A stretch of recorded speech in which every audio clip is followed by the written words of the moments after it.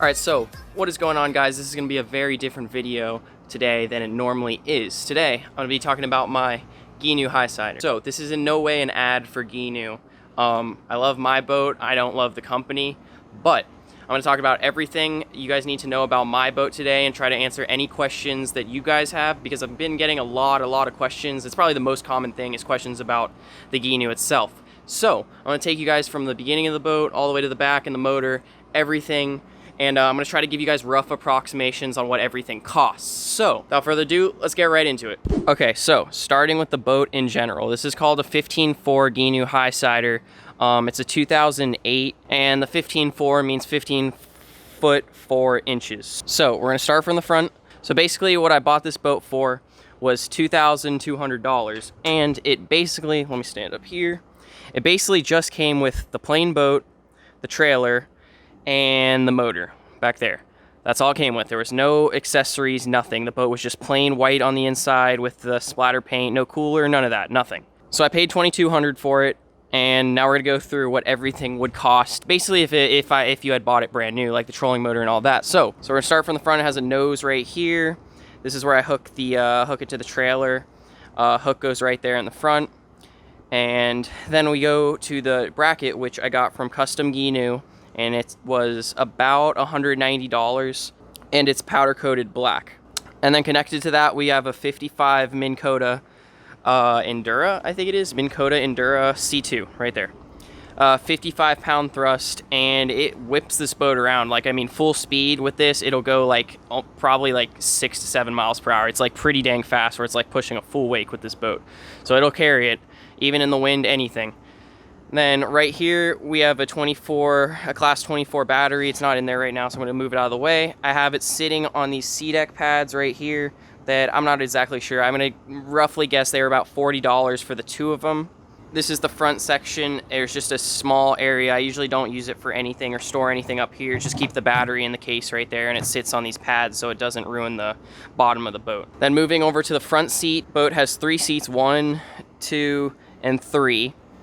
Front seat right here, it's got a C-deck pad on it. This is, I think it's like mocha brown. I don't know the exact color. It's brown on black, and it covers this entire seat right here, and it makes a huge difference. Standing on the boat just plain like that, it'll make your feet so sore, like I can't even explain. And then when you put the C-deck on, it like saves your feet. Your feet won't be sore at all throughout the day fishing, because I'm standing right here, usually manning the trolling motor, as you guys see in all my videos. Saves the day. So moving over to the railing right here, I've got a stake right here. It's 8 feet long, and it goes in this little hole right here. And that's how I usually anchor the boat out when I'm like at the boat ramp and stuff like that. So on this rail, we got an 8-foot stake, and I think this was about $80, okay? And then moving over to this side, we have I think this is an 18-foot push-pull, maybe 17, 18 or 17. It's a Moonlighter, and it is fiberglass, I believe. That's the material. And that, I'm not exactly sure how much it would cost. I got it used for about $100, and it fits right here on the side of the boat perfectly. All right, on to the push-pull holders. These are sold by Gheenoe, or Custom Gheenoe, in Titusville, and they were, I believe, $75. So this right here, and then this right here, $75. Okay. Moving into the middle section of the boat where you guys see me measuring fish, I have my bucket right here, which pretty much costless. You could get these for $1 or something. And then we have my cast net that I use in there. It's a 6-foot cast net. It's the brand is called Betts Blue, and I think it was about $80. All right, so now onto here. We have 2 more of these pads right here that I just use to protect the bottom of the boat from things like this, because when you're driving, the boat's vibrating, you don't want it to mess with the fiberglass on the bottom of the boat, because it's very, very thin. It's like super thin. All right, and then we have a C-deck ruler right here that I got made by someone at Castaway Customs. They gave me a deal. It was about $20 or so. And then onto the middle of the boat, we have this dry storage right here. It's honestly doesn't keep much things dry because it's pretty open.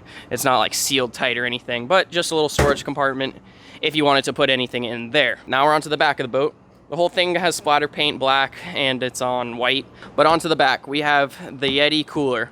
which I believe is like super important for this boat, because I normally sit here and it provides like a structural aspect to the boat. Like I can lean against it, stand here, lean against it while driving and be like, you know, very comfortable, versus if I was trying to stand and steer, there would be nothing to lean on. I'd have to sit down right there, which probably wouldn't be as cool.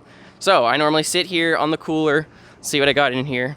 We got a bubbler, and these are some maintenance parts for the motor in case I need them. Nothing's in there right now, but we're gonna go ahead and close this. And on top, I've got a SeaDek Yeti pad. It fits it nicely, super comfortable when you're sitting on it. And I think this is about $40 for this pad. Not 100% sure, but we're gonna go with $40, okay? Then we have these Yeti tie-down straps, which you can get at like Bass Pro, I think. Maybe Dick's has them. And I believe these are 50 bucks right here. So they fit perfectly, hold down the cooler straight down to the boat, hold it very nicely. All right, now on to the back of the boat. We have 2 life jackets, which is required for a boat this size.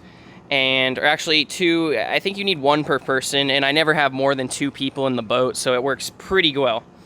Okay, and then we have a 3-gallon live well, which 3 gallons for this motor, this is a 9.9 Yamaha. Well, actually, I'm pretty sure I usually get about 30 miles out of it. I mean, maybe that's a little high, but I'm pretty sure I've done the math, and it's about 30 miles that you get out of the 3 gallon for this 9.9 Yamaha. And this is the back section of the boat, entire thing. I usually don't use it for anything. Sometimes I drop the cast net or shoes back here, but it's behind the seat, and that's about it. Then right here, we got a plug right there, which will keep from sinking, keep me from sinking. That goes right there, and usually all the water will just drain towards the back of the boat right there. And at the end of the day, I just unplug it and let any bit of water out of the boat. Then we got some decals here on the back. We have my Justin Menendez inshore fishing decal, and we got a sick Gheenoe tarpon decal. And also on this side, I don't know if I pointed out, just a plain old Gheenoe decal, and looks pretty cool. All right, so back to the back again one more time. Now we have the 9.9 Yamaha 4-stroke, and that's about it, honestly. That's it right there. It'll push the boat. Me by myself on like a dead glassy day will push this boat about 21 or 22 miles an hour on a flat, super glassy day. With another person, like another person my size, about 170 pounds or so, the boat will go about about 17 or 18 miles per hour. And still moving for a little boat like this. It's pretty narrow, so I mean 17 to 18 miles per hour in a boat like this is actually pretty quick. It's kind of sketchy. Now we're gonna move on to the custom tiller handle me and my dad made. It's pretty nice. We have right here, this is parachute cord. It's very comfortable. It's literally just wrapped around this. There's no fancy wraps on it, but it matches the boat. And then it's black and it's dusted with a little bit of white on top, and it looks pretty sick. It's super comfortable for when I'm sitting right here. Just hold it and drive as we go. And that is connected right there with those tie downs, whatever those are called. I'm not exactly sure. But this, I don't know what it would cost in parts. Probably not more than $10. And yeah. Here's just a couple extra shots. This was painted for whatever reason. The paint comes off literally in like a week of me using this boat. It's an aluminum prop, and yeah, here's the motor and trailer. Nothing fancy about the trailer. Pretty boring. Lights, all that work good. See, we got the Gheenoe logo right here. These are just plastic plates that you can get from Gheenoe. And if you ever want to replace them, normally these are white, but in like literally not even a year, they turn yellow and faded from the sun. Okay, so that is the entire boat. Let's actually check out my rods. I'll talk about these here. So this is what I've been using recently for live bait and live mullet. I just got this recently, this rod. This is a 7-foot medium heavy rod from Impact Rods. They're a sponsor of this channel since I've been at about 800 subs. So be sure to go check them out. Link in the description, as always. And it's honestly a super nice rod. Let me see if I can get this any better. It is a super nice rod. You got the logo right there, the JM logo. And it is very clean and very nicely done. So that's the rod on the main rod. This is the rod I'll be using more often for snook and tarpon here. It is rigged with 50-pound spider wire Invisibraid. and on a Calcutta 400B. This is a very nice reel. I've had it for about 2 years now. I haven't been able to use it as much as I wanted to because I've been waiting for a rod on it. But now that I have the rod, I got a nice Calcutta on it, and it should be very good for using live bait and tossing on snook and tarpon and anything like that. So over to the other rod that I've been using now for quite a while. And this is a impact rod, 7-foot custom rod made specifically for me. We got the Justin Menendez logo right there. It is black and gold wrap with super nice reel seat. This is a Fuji reel seat. I'm not exactly sure the name of it, but it is very nice and fits very nicely in your hand. So onto the reel now. This is a 3000 Penn Conflict that I've been using for quite a while, and it's just rigged with 30-pound braid right there. And onto these guides right here. They're super nice. I'm not exactly sure the name of them, but I like them a lot. Both rods, very nice. And honestly, I think I'd value both setups combined. I know that reel is $250 and that reel is probably about $100. So we're gonna say $350 on the reels, and then these rods are probably $200 about each, about $750 for 2 setups, and those are what I use every day on the water.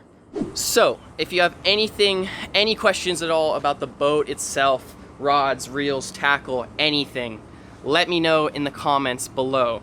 I answer all types of questions. Send me a message on Instagram at Justin_Menendez, and I'll be sure to get back to you guys. But this is my full gear review for 2019. This is what I'll be fishing with all year this year, and it's gonna be super sweet. Hopefully we're gonna pump out a lot more videos here shortly, hopefully 1 to 2 a week on this boat and these rods. And yeah, that's pretty much it. Let me know in the comments if you guys have any questions. Hit the like button, and I hope you guys enjoyed this video, and I'll see you guys in that next video. See ya!